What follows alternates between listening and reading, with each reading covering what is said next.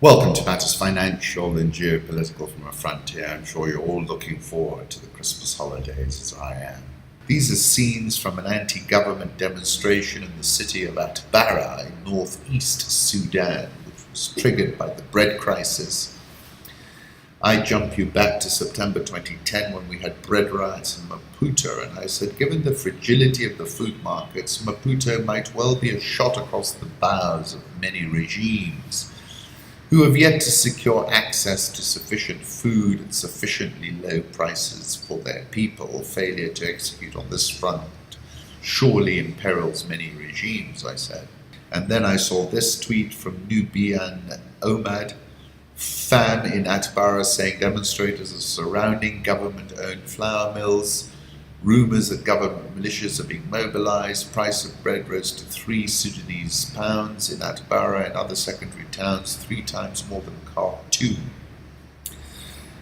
Be very careful in these circumstances. Juncker, Africa's future will shape Europe's, urged European firms on Tuesday to boost their investments in Africa in a partnership among equals, reminded the joint European Union and African Union Forum that Africa's population was forecast to double to 2.5 billion by 2050.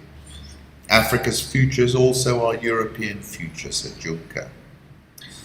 Asked if Europe was too late in discovering business investment opportunities in Africa, Juncker replied, yes, but we do it better. We must not leave the African continent to China, describing Tuesday's forum as a good start for more investment by Europe beyond the Mediterranean. Africa's burgeoning megacities include Kinshasa, Lagos, Cairo, Dar es Salaam, Luanda, and they face extreme risks from climate warming. Clearly Europe is trying to come up with some kind of Marshall Plan.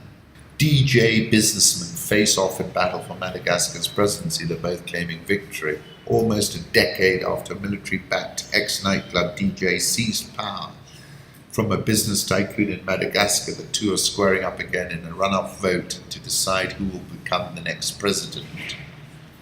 This is the important point. The failure by either candidate to accept the outcome could trigger a repeat of violence that's marred previous ballots on the Indian Ocean island. Malagasys consider crime and security, along with the lack of roads and other infrastructures, the most pressing problems the government should address. So it's going to be a fraught situation.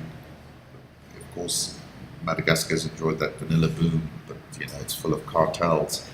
More than 100 killed in Congo clashes days before the vote, but this is rather off the beaten track. Rival ethnic groups in northwestern DR Congo this week fighting in Mai-Ndombe province is some of the worst to hit the normally peaceful area in years. Fighting between the Batende and Banunu ethnic groups broke out on Sunday over the disputed location of a Banunu's chief's burial. So we're seeing that sort of spillover effect. Martin Fayulu, who's leading the opposition, has been stuck behind this police blockade on the edge of Kinshasa since 3 p.m. and is currently prevented from entering the city. That's from WTP Clouds. He's saying he won't accept any delay to the polls, which Kabila and Shadari are going to win hands down.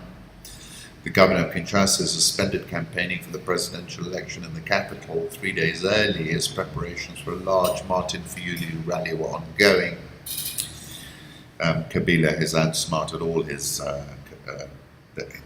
political adversaries. And then what was so interesting last week, he gave a bunch of interviews and everyone thought that theirs was the exclusive one. Lagarde tweeted, "My gratitude to President Cyril Ramaphosa for the invitation and warm welcome to South Africa." South African oil share down 13.33% year to date. Dollar versus rand 14.367. Egyptian pound 17.909. Nigerian oil share down 19.71% year to date. Ghana Stock Exchange down 4.77% year to date. Have a look at this link, the Swahili Story Map by the Zamani Project. It's really very good. Kenya, Mombasa port at risk of China's seizure over 327 billion shilling SGR loan. This is the front page of the Business Daily. Maggie Fick called up Mr. Oko as the Auditor General and described the document to him, which has been going around social media and has caught everybody's attention, and really, if it is true, speaks to a cavalier disregard of the national interest, noting that the final page is signed by Mr. Kimani on behalf of the Auditor General. I am not aware of this document, he said. Another fake document in Kenya, Daily Nation reports, apparently per this document, Exim Bank of China could take over the Mombasa port if Kenya fails to service the loan it took to build its railway.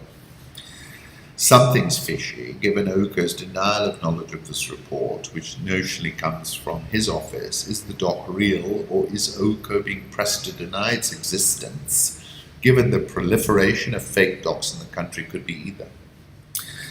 So, very volatile scenario. Everyone is quite alarmed, I think.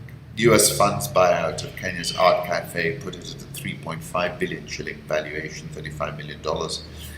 Nairobi all shares down 17.67% year to date. Sasini Tea and Coffee reported full year earnings per share declined 14.474%. Revenue down 16.328%. Profit before tax down 13.844%. EPS down 14.474%, maintained the dividend of 1 shilling in line with the previous year. The NSE 20 is down 25.29% year to date. Once again, thank you for stopping by.